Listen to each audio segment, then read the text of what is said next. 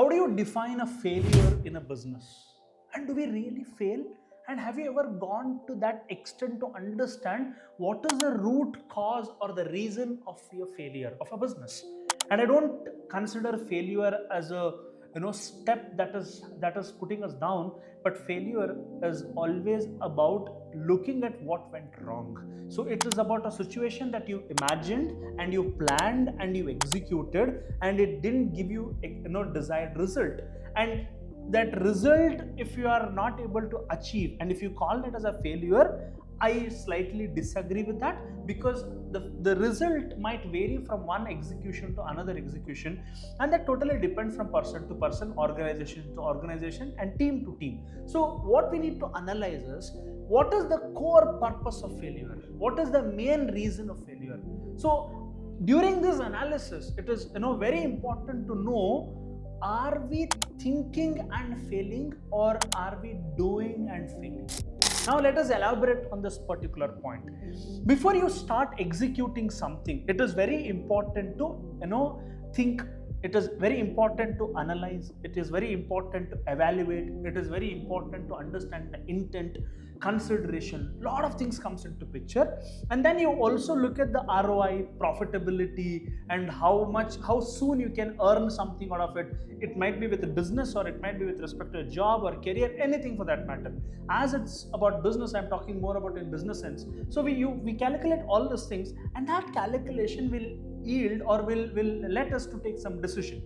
Now, if you don't start something on the basis of what you decided, and if you consider that as it didn't work out for you, then it is think and fail. Basically, you thought about it, you didn't took an action for it, and that is basically you just did it and you failed out of it.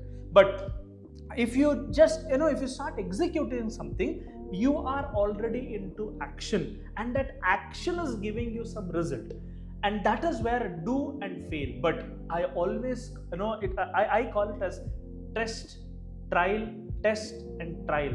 And the moment you test or you trial it, and that's where you get some result out of it, and it's a continuous improvement.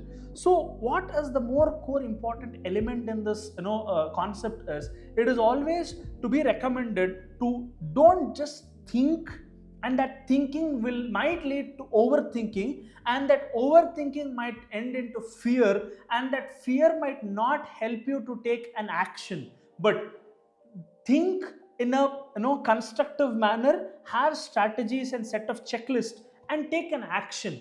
The moment you take an action, please be receptive about the objections and the rejections that you get from people, because they are a small hints about what gonna get for you. I always recommend my people to better have always a small self-doubt about something that you start. It might be a new project, it might be a new hiring, it might be a new work or new execution, it might be anything. It is super important for all of us to analyze or to gaze a small sense about what would come for you, and according to that you change your actions and you change your plan. But the core goal might be same. The core goal might be your success of a business. It is always recommended to don't just think and fail, please do and fail. Now, when you start executing something, the only fear that might stop you, what if it might take me to a 0 level or -1 level?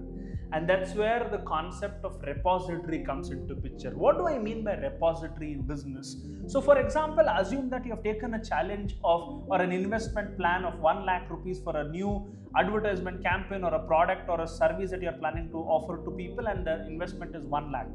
And this 1 lakh should be from a cost which will not harm your regular business. If that is there with you, I mean, you should have a budget, even though if you lose it, it would not harm your organization. Then please consider that as an experimental budget, and the result that you get should be considered as a new learning and new lesson, and that lesson will be an amazing thing for you to kickstart new ideation and new thought process. So it's always recommended for any business owner, even with my last half a decade of me being in freelancer and now into business, what I am at the early stage of learning. It's my early stage of learning. Maybe we think a lot, and if the thinking doesn't put into action, and if you feel that is a failure, no, it is not a failure. You have not taken any action. But if you start something and if it didn't turn out in a good result that you have expected, that's a great learning. So it's always better to do and fail rather than think and fail, because regret is what makes you more sad and makes you more lonely rather than action. And that learning of a failure could be a great case study for others. So let you be the rat of your own business experiment, and that rat will teach others what went wrong and what is right in the market. So my final thought in this video is, let us take an action. That action should yield result, not just thought. Thank you all. Meet you all in this next video.